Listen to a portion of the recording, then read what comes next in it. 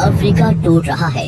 Africa का लगभग 1/3 हिस्सा अफ्रीका से अलग हो रहा है। वैसे ही जैसे आज से 10 करोड़ साल पहले भारत अफ्रीका से टूटकर आज के तिब्बत से टकराया था, अब वैसे ही अफ्रीका का ये टुकड़ा भारत से टकराने वाला है। और अगर ऐसा होने वाला है तो यहाँ की जमीन ऊंचे पर्वतों में परिवर्तित हो जाएगी। आसपास की जगहों पर लावा निकलने लगेगा और समय बीतने के साथ साथ ये जगह बर्फ से ढक जाएगी।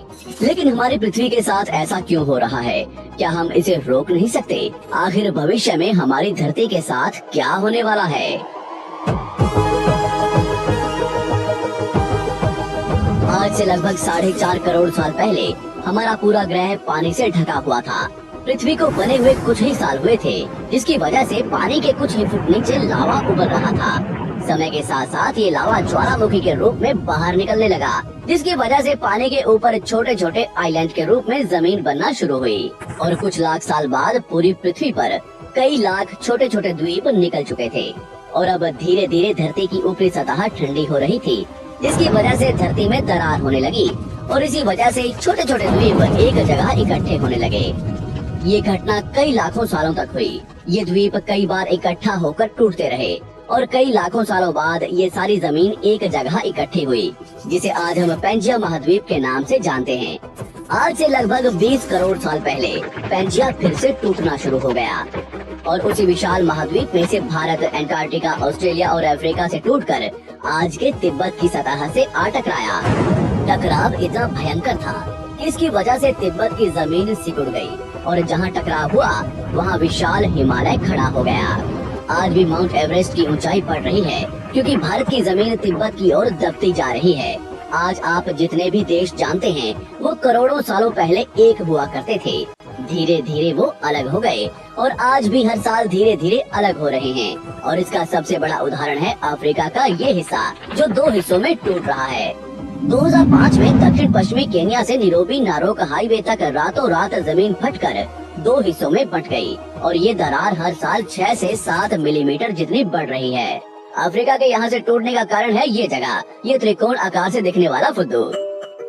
इस जगह पर 3 अलग अलग तरह की जमीन मिलती है, न्यूबियन, सोमाली और अरेबियन प्लेट।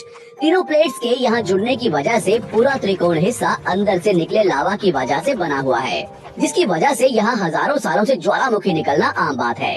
यहाँ रहने वाले लोग इस जगह को अपने रहने का ठिकाना मानते हैं, जिस जगह का खुद का ठिकाना नहीं है कि भविष्य में ये रहेगा कि नहीं, क्योंकि ज्वालामुखी से इस तरह का निर्माण होने और हजारों सालों से ज्वालामुखी निकलने की वजह से यहाँ की जमीन पतली और खोखली है।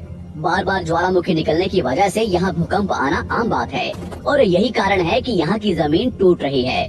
भविष्य में दरार बढ़ने पर यहाँ पानी भरने लगेगा और ये पूरा हिस्सा पानी से भर जाएगा और इसकी वजह से अफ्रीका के टूटने की गति बढ़ जाएगी, जिसकी चेतावनी यहाँ खोज करने वाले भूवैज्ञानिक यहाँ स्थित देशों की सरकारों को दे चुके हैं। इससे हमारी पृथ्वी को ये खतरा है कि दरार बढ़ने से ज्वालामुखी और विषैली गैसें निकलेंगी।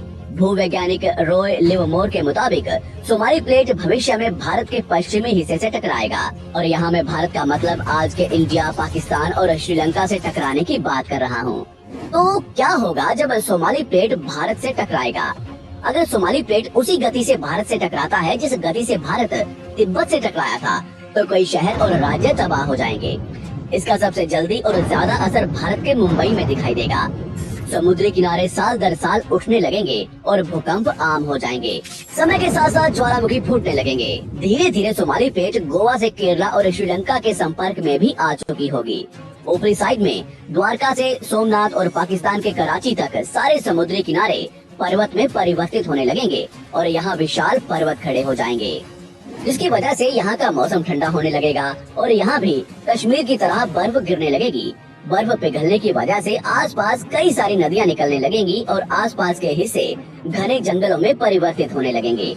टकराव की वजह से साउथ इंडिया टेढ़ा हो जाएगा। उस वक्त तक आज के नेपाल और भूटान का बहुत बड़ा हिस्सा हिमालय में जा चुका होगा। इस वक्त तक सिर्फ भारत ही नहीं पूरी दुनिया बदल चुकी होगी। पृथ्वी की सारी जमीन एक जगह इकट्ठा हो चुकी होगी और इसकी वजह से आज के ज्यादातर देशों का वातावरण बदल चुका होगा। आज का पूरा एशिया और ज्यादा उत्तर की तरफ जा चुका होगा, जिसकी वजह से आज के घने जंगल रेगिस्तान में परिवर्तित हो चुके होंगे और आज के रेगिस्तान घने जंगलों में।